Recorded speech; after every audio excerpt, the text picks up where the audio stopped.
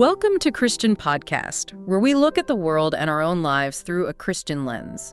Today, we are undertaking quite a fascinating deep dive. We're looking at the intersection of ethics, maybe faith in a broader sense, and, well, colossal capital. We're examining the principles that seem to govern one of the most successful and certainly most scrutinized business figures in history, Warren Buffett. That's right. And specifically, our topic today is looking at Warren Buffett's approach to wealth, especially now through the framework of stewardship and, interestingly, the classical Protestant ethic. It's a really unique set of sources we have to draw on today, isn't it? We're looking at the latest reflections, the communications from Warren Buffett himself. He's 95 years old now as he's, well, deliberately preparing for his final transition. Exactly. And these aren't just, dry annual reports about stock holdings or something. They feel much more philosophical. They're statements about longevity, about legacy, and definitely about ethical obligation. Absolutely. So our source material gives us this really clear look into what you might call the end game of a career that's been defined by, let's face it, massive accumulation. And our mission today, I think, is quite profound. We want to use Buffett's end-of-era decisions, things like succession, the timing of his wealth distribution, his core life philosophy, to really analyze how his, well, secular success lines up, maybe surprisingly closely, with these classical spiritual concepts. Mm-hmm. Concepts like stewardship, that idea of managing something on behalf of another, like an ethics of gratitude, being thankful for what you've received. And as you mentioned, that specific kind of discipline Max Weber identified way back as the Protestant ethic. Even though Buffett himself, he rarely uses explicitly religious language, right? Precisely. That's what makes it so interesting. The core insight, I think, that seems to emerge from this material is that Buffett's entire working methodology, his famous frugality, his relentless focus, his disdain for just speculative wealth, it almost offers a kind of modern living annotation of Weber's big work, the Protestant ethic and the spirit of capitalism. Wow, a living annotation. I like that.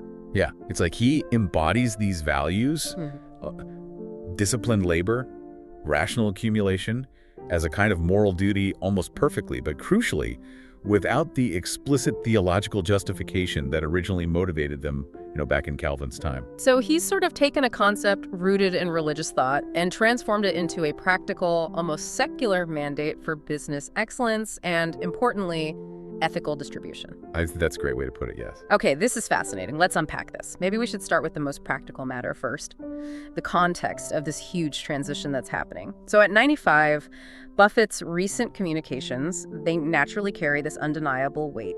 He starts with this very blunt, very honest recognition. He says, quote, "Father Time is undefeated," and he signals a pretty significant change, announcing he is now going quiet.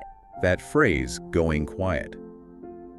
It's interesting, the sources note it's actually a British term, typically meaning stepping back, maybe retiring from public duties. And for the man like Buffett, who's commanded global attention for decades, whose annual letter was basically mandatory reading for anyone in finance or business, well, going quiet is a monumental shift. It really is. It signifies this graceful but also quite absolute acceptance of his own physical and temporal limits, doesn't it? Absolutely. He's acknowledging reality. He's stepping away from writing that massive annual report, which by all accounts required a Herculean effort every year, and also from those famously long marathon Q&A sessions at the annual meeting. But it's not like he's disappearing completely, is he? He's maintaining some lines of communication. No, not completely. He keeps two crucial lines open. He plans to continue his annual Thanksgiving message to shareholders, which has always had a very personal touch, and also his private communications with his children, specifically regarding the family foundations. That distinction seems important. I think it is. Yeah. It reveals a subtle difference. He seems to be retiring from the institutional demands of being the CEO of the public face, but not from the personal responsibilities he feels as, well, an aging patriarch and the ultimate steward of this wealth. And that Thanksgiving message, it kind of emphasizes his connection to the individual shareholders, right? He calls them a very special group who are unusually generous. Yes, he clearly still feels a deep personal responsibility to the people who trusted him with their savings for so many decades. It's not just about the corporate entity. And the sources really highlight that this realization, the one that, luck has its limits, Father Time is undefeated, that's what's really accelerating these big decisions now. Yes, even though he points out he's beaten his family's previous longevity record of 92, he's very pragmatic about the persistent cognitive and physical declines that come with advanced age. And that necessitates, in his view, immediate action on both succession and the distribution of his wealth. It feels like the ultimate move for a rational manager, doesn't it? Instead of clinging to power out of ego, which many might do. Exactly. A less ethical leader, or perhaps just a more vain one, might try to hang on, delaying the inevitable. But Buffett seems to recognize the inherent risk in potentially failing memory or diminished judgment impacting the company. His job now, as he sees it, is ensuring the continuity and the integrity of the whole system he built. Which means choosing the right steward and then, crucially, getting out of the way. Precisely. And that chosen successor, we know, is Greg Abel. Buffett refers to him as our Canadian CEO-to-be. The sources confirm the baton officially passes at year-end. Abel becomes, in Buffett's word, the boss. And the praise Buffett heaps on Abel is really interesting. It's not just about, being a smart numbers guy. No, it's highly selective praise, and it feels very focused on moral alignment. Buffett calls him, specifically, a great manager, a tireless worker, and an honest communicator. Now, if you think about that in the context of the Protestant ethic we were discussing, Diligence, integrity, rational effort. those are the highest virtues. It's not about flash or charisma. It's about solid, reliable, honest work. And Buffett's confidence in him seems, absolute. He says Abel more than met the high expectations set for him. And he specifically notes Abel understands many of Berkshire's complex businesses, and maybe just as importantly, the personnel far better than Buffett himself does now. Right, especially he mentions the huge property and casualty insurance business, understanding both its potential upside and its dangers. This competence, this deep understanding, it's treated almost like an ethical imperative in Buffett's framework. How so? Well, true stewardship demands that the resource, the company in this case, be managed by the most capable person available. Shouldn't be about personal connection or legacy. And Buffett is incredibly explicit here. He says he cannot think of any other CEO, consultant, or academic he would choose over, able to manage his own savings and the shareholders' savings. That's a powerful statement. It is. It's not just a business decision. It feels like a moral statement. Merit and character must dictate who gets entrusted with this responsibility. It really pushes back against, the modern tendency towards celebrity CEOs or relying purely on academic theory. He values proven, tireless, honest work above all else. And this choice, based on merit and what you called rational labor, it really sets the stage for the specific ethical constraints he wants to place on future leadership at Berkshire, doesn't it? Absolutely. He hopes Abel's health allows him to serve for decades. He even mentions Berkshire should ideally only require maybe 5 or 6 CEOs over the next century, emphasizing that long-term stability. But then he gets very specific about the kind of leaders they must avoid. What are those absolute red flags for him? This is where his critique of sort of vanity and greed really crystallizes into formal corporate ethics. Berkshire must, he says, avoid leaders who, 1, want to retire prematurely at 65. That suggests a lack of dedication to the calling, perhaps.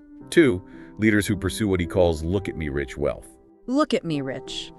That phrase is incredibly evocative, isn't it? It sounds like the absolute antithesis of everything Buffett himself has represented for 60 years. It really does. It's wealth used primarily for personal display, for status signaling.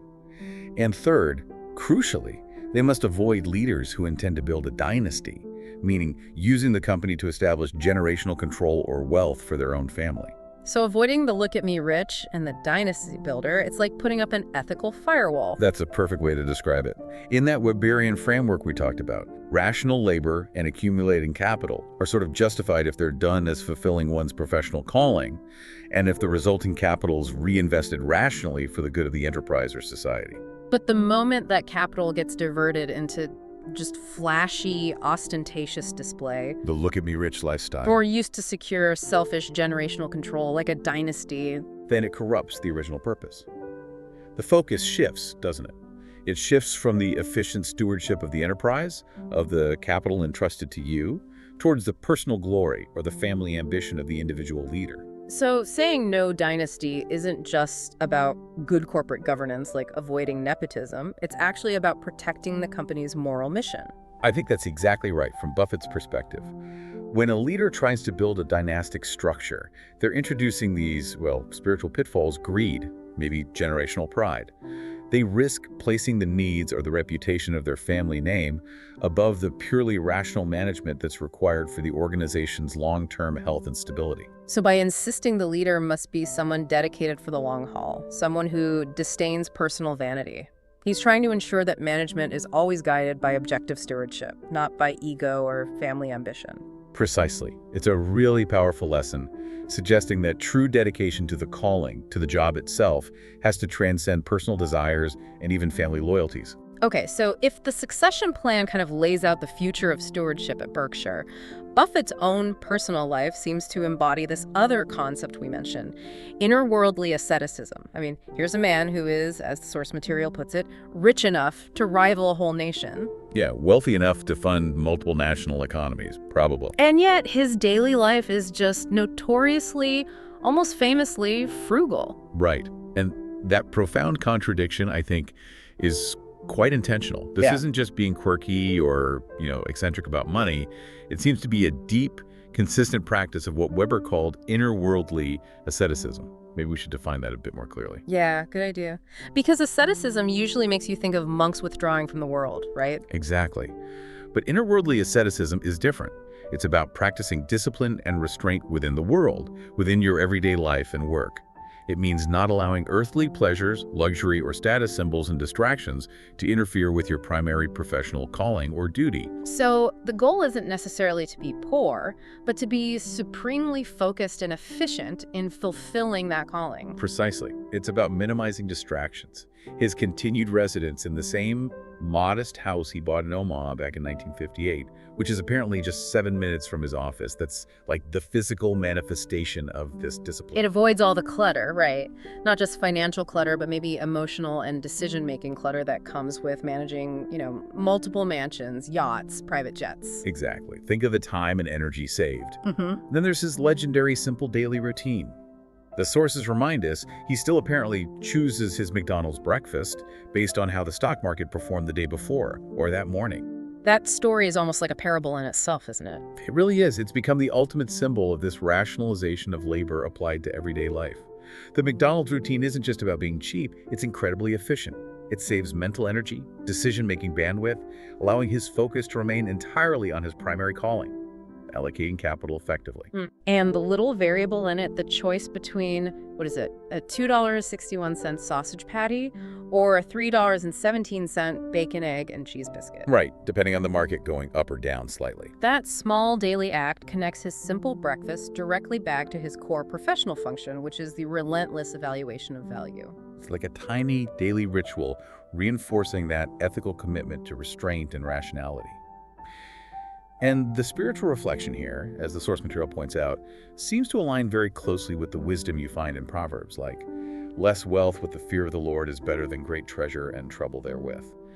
There's a sense that simplicity aids focus and avoids unnecessary trouble. The sources also strongly connect this personal restraint to his sense of happiness, arguing that for Buffett, happiness comes fundamentally from a sense of purpose, from the work itself, not from the sheer quantity of property or possessions he has. And if that purpose is the calling, the faithful, rational management of the assets entrusted to him, then any distraction, especially material excess, becomes both a spiritual and a professional detriment. His asceticism acts like a shield, really, against the vanity and indulgence that he sees corrupting so many other leaders. He's trying to maintain the purity of his purpose. And the sense of purpose, this calling, it seems to drive his incredible sustained work ethic even now at 95. He apparently still works 5 days a week, still hopes to get a useful idea occasionally. That really does reflect that Protestant idea that work isn't just a job, it's a moral responsibility, maybe even a form of spiritual practice. Oh, absolutely fundamental. The original Protestant concept of the calling, especially in Calvinism, meant that fulfilling your secular duty, whether you're a cobbler, a farmer, or in Buffett's case, a capital allocator, was considered the highest form of serving God in the world. It was seen as superior to, say, monastic contemplation withdrawn from the world. So Buffett embodies this idea that work is this lifelong, almost moral obligation. Yes. And his famous commitment to long-term value investing, deliberately ignoring the noise of short-term market speculation. His famous line, the market is a voting machine in the short term, a weighing machine in the long term. Right, focusing on the underlying weight, the substance. That itself is the financial equivalent of intellectual discipline, of asceticism. He's dedicated to finding the intrinsic, verifiable value, the essence of a business, which aligns perfectly with that idea of the rationalization of labor. He's not gambling, he's analyzing.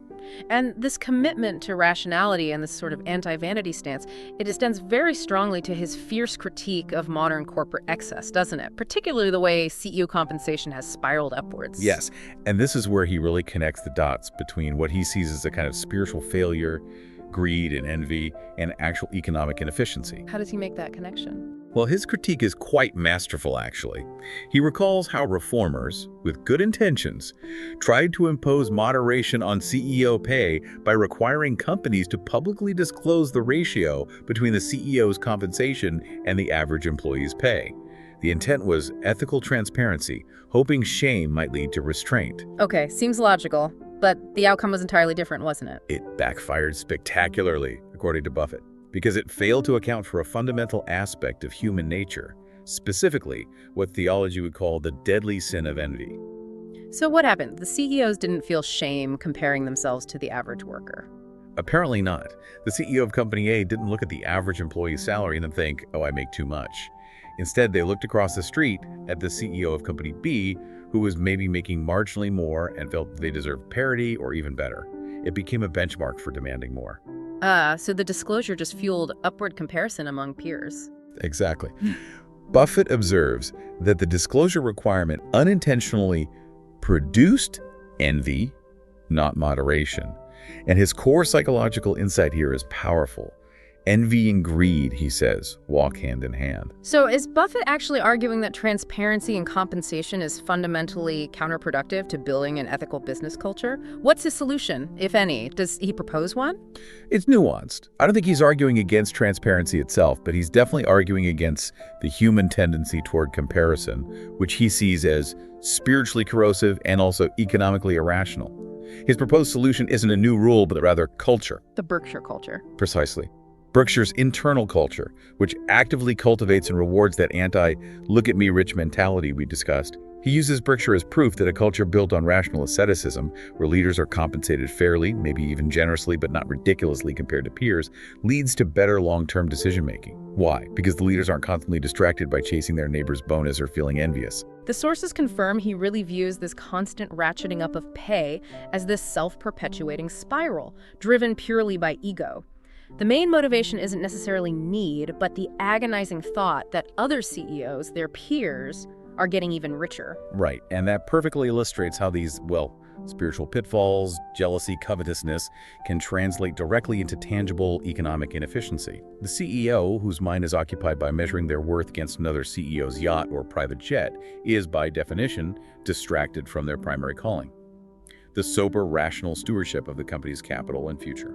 So by deliberately building a culture that minimizes that source of spiritual distraction, Buffett believes he ensures Berkshire remains focused purely on intrinsic value and long-term stability. Exactly. It's a powerful defense of modesty, not just as a virtue, but actually as a prerequisite for good business sense and effective stewardship. Okay, so if asceticism kind of defines his method, his operational style, then what defines his motivation for wanting to give practically all of it away? The sources point very strongly towards an ethics of gratitude.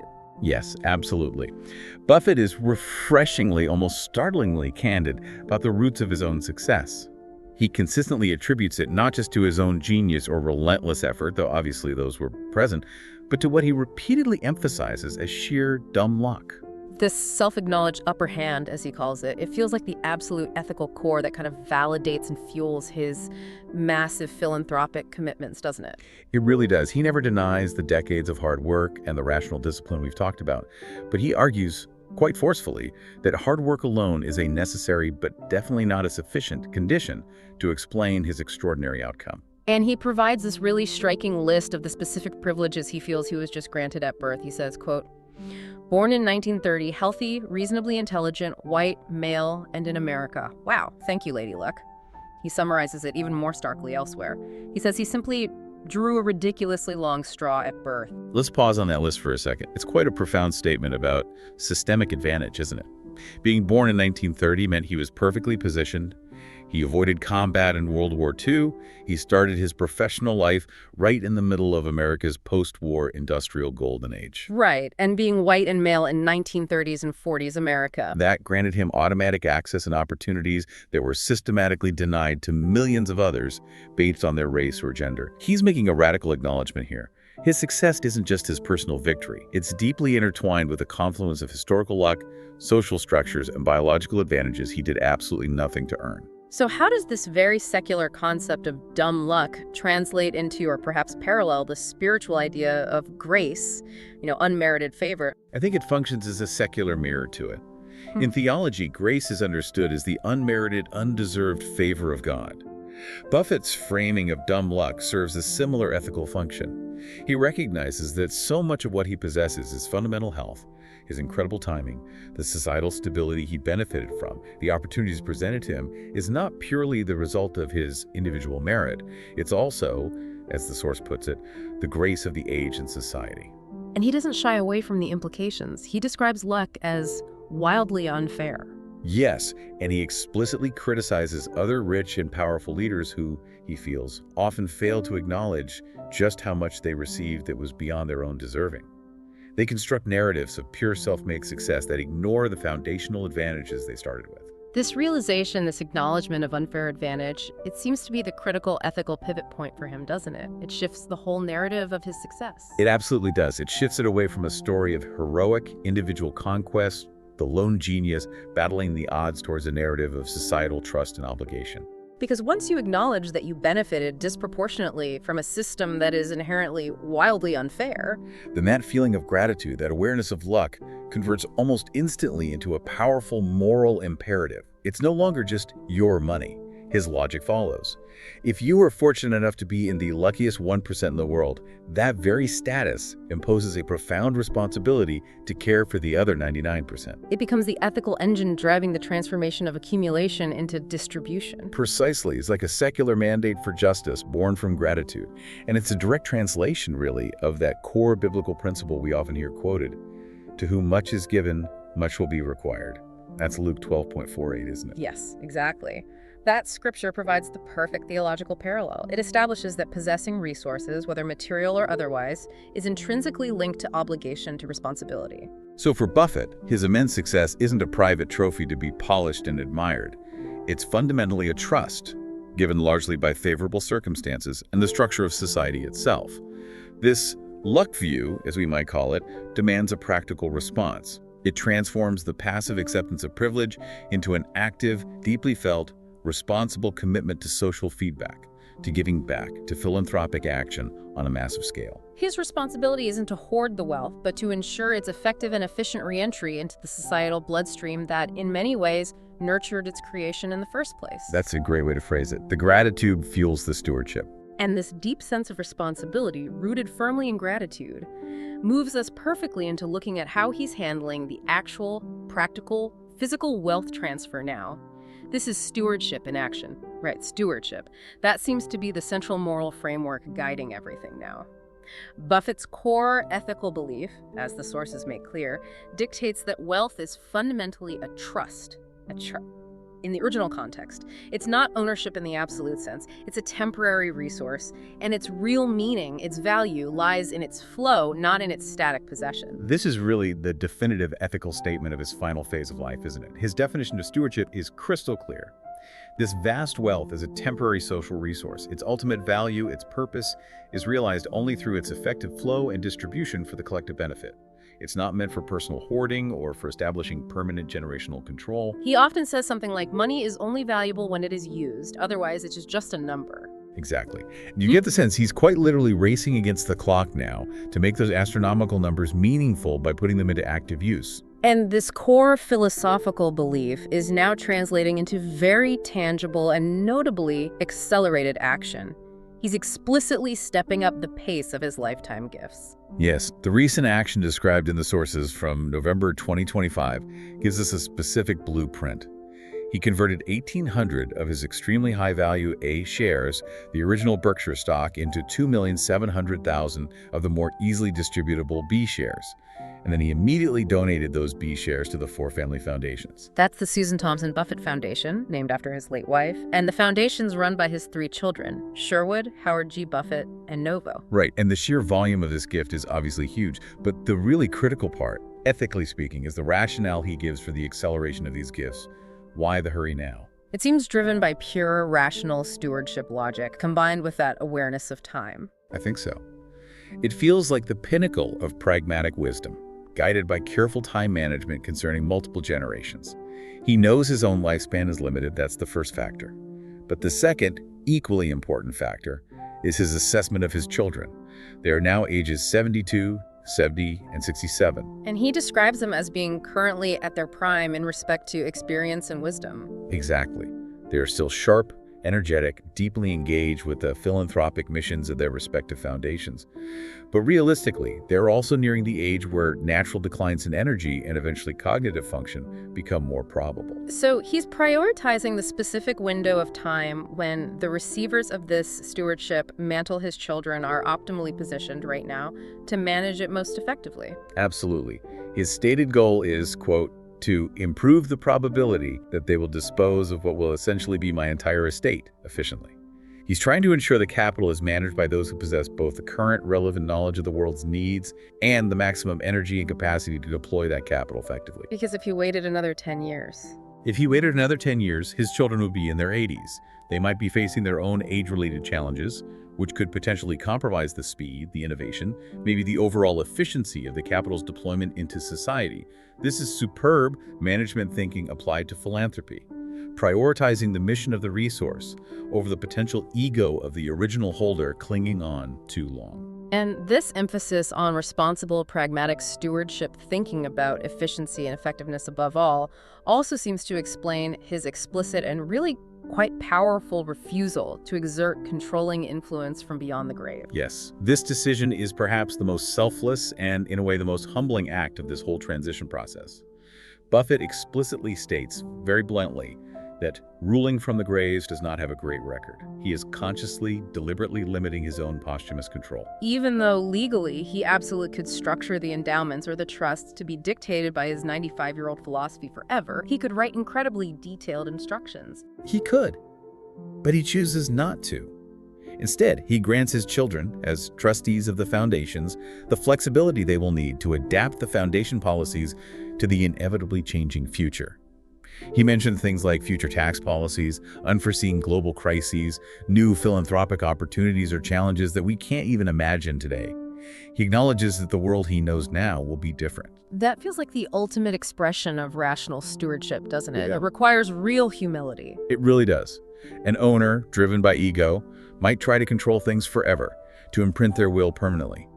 But a true trustee, a steward, focuses on ensuring the asset, the philanthropic capital, in this case, remains viable, relevant, and effective under whatever changing circumstances arise, even if that means admitting their own lack of future foresight. So by refusing to rule from the grave, he prioritizes the long-term effectiveness and longevity of the mission itself, reinforcing his role as just the humble, temporary steward. Exactly. Yeah. He trusts his children, armed as they are right now with what he calls their current peak of wisdom and experience, to navigate the future better than his own written instructions, conceived years earlier, could possibly allow for.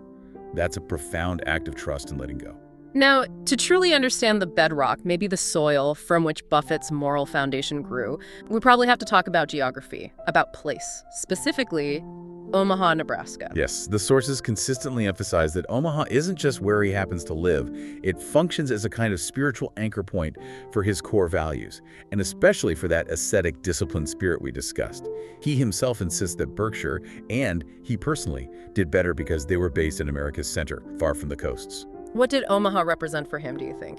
I think it represented stability, a certain groundedness, and importantly, a rejection of the financial hype cycles and the status anxieties that often dominate Wall Street or Silicon Valley.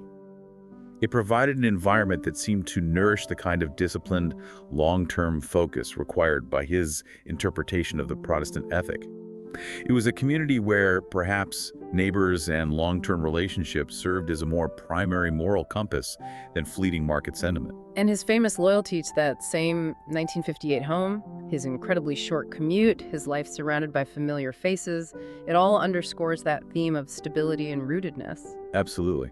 And he often just hits on specific anecdotes from his childhood in Omaha to explain his moral framework, which is fascinating. The sources recount, for instance, his brush with death back in 1938. He had an emergency appendectomy. Right, and the details he remembers are quite telling. They really are. He recounts his family doctor at the time, a Dr. Harley Hoots, whom he describes warmly as a friendly Catholic, who affectionately called him Skipper, making sure he was rushed immediately to St. Catherine's Hospital. And he vividly remembers, decades later, the kindness of the nuns who cared for him there. So these early experiences, being vulnerable, receiving care from people outside his immediate circle, maybe from a different religious background. It seems they established a kind of baseline understanding for him, that fundamental human dignity and kindness transcend professional roles or religious labels. Community care mattered. He also shares these wonderful, almost quirky details about his third-grade teacher, a Miss Madsen, and especially his Aunt Edie, who gave him what he calls his favorite childhood gift, a fingerprinting kit. Oh yes, we absolutely need to spend a moment on the fingerprinting kit, because it's such a fascinating and slightly hilarious insight into his young mind and developing worldview. As a child, apparently Buffett became quite obsessed with ideas of integrity, accountability, maybe influenced by the prevailing G-man culture of the time, represented by J. Edgar Hoover. Okay, so he gets his aunt to buy him this kit, and then he decides his mission is to fingerprint all the nuns at St. Catherine's Hospital. That's the story. Yeah. He was apparently convinced that J. Edgar Hoover, the FBI director, might one day need his help to find the one nun who might decide to go bad, as he put it. That's amazing. It's hilarious, yes, but think about what it illustrates. Even as a young boy, he had this very early, very rational, almost systematic obsession with integrity, with accountability, with documentation and truth. He believed in systems for verifying identity and ensuring responsibility, even if he, hilariously misapplied those principles to a group of gentle, caring nuns.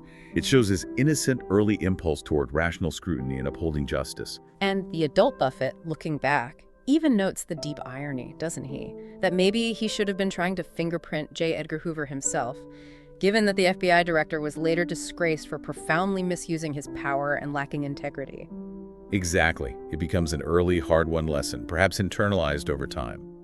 Power can corrupt, and no one is inherently above scrutiny or basic moral standards, not the chairman of the board and not the director of the FBI. Status doesn't confer virtue. That reflection feels critical. The moral compass has to be internal. It has to be universally applied, not dependent on someone's title or position. And his lifelong community back in Omaha seemed to reinforce this constantly. Charlie Munger, his best friend and partner for 64 years, famously lived just a block away. Other key influences he mentioned: Stan Lipsey, Walter Scott Jr., Don Kiev, who lived across the street and later became president of Coca-Cola. These were all local anchors. These were people, he implies, who taught him how to behave better through consistent, honest, face-to-face interaction over decades. So his core moral guideline eventually boiled down to something as simple yet profound as the universal golden rule, cemented by years of these consistent local relationships where your character, your word, mattered more than just your capital. I think that's exactly right. And this grounded perspective, fostered deliberately far from the echo chambers of Wall Street or Washington, leads directly to what might be the single most powerful ethical mandate he leaves for all future leadership at Berkshire Hathaway. Let's definitely end with that mandate, because it feels like it synthesizes his entire philosophy of stewardship, gratitude, and fundamental human dignity. It really does. It's presented as a core instruction, something that just cuts through all the layers of corporate structure, economic hierarchy, and status differentials.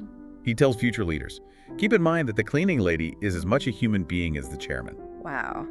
That statement is just immense, isn't it?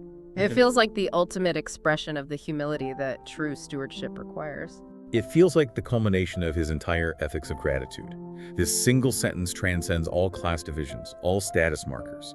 It directly reflects that foundational spiritual concept central to Christianity and many faiths, that all people are created in the image of God, imago Dei, and therefore deserve equal respect and inherent dignity, regardless of their role or function within the economic machine. It powerfully ensures that the stewardship of capital, no matter how vast, must always remain subservient to a fundamental respect for humanity. Yes, and by specifically centering the cleaning lady, often representing the person whose labor is least visible, least valued in monetary terms, least powerful in the hierarchy. He forces leaders, present and future, to constantly acknowledge inherent human worth over acquired status or positional power. It's a final, timeless, almost spiritual anchor point for the vast secular organization he is preparing to leave behind. So, this deep dive into Buffett's final letters and thoughts, it really reveals that his extraordinary success wasn't just a story about finance or investing skill. It was, perhaps even more so, a story about sustained character, guided by principles that have incredibly deep spiritual resonance, whether he explicitly names them in theological terms or not. #tag outro. This has been a truly compelling discussion, I think. Maybe let's try to briefly synthesize the key takeaways for you, the listener, especially if you're coming at this seeking insight. What we've seen is that Buffett's life provides this fascinating, modern, practical template. His secular success, the accumulation of that massive wealth, wasn't the end goal.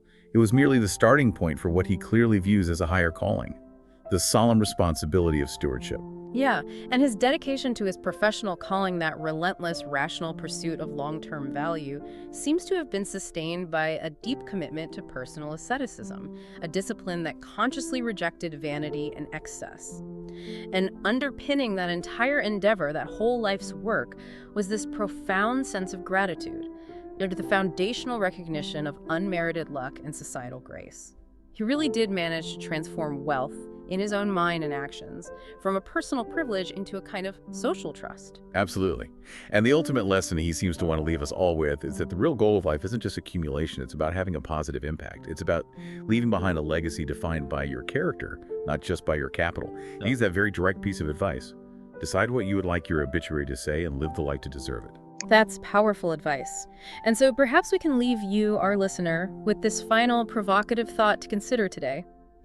If we take Buffett's framework seriously, if we're to view our own wealth, whatever its scale, our talents, our time, not as purely personal possessions, but as resources that have been temporarily entrusted to us, then what action right now, in what you might consider the current peak of your wisdom and experience, do you need to accelerate or maybe change today to better honor that trust and maximize its positive impact in the world? It's a challenging question. We hope this discussion has provided perhaps a new or at least a deeper lens through which you can view not only business success, but maybe more importantly, your own personal ethical responsibility and your unique calling in the world. Thank you for listening. See you next time.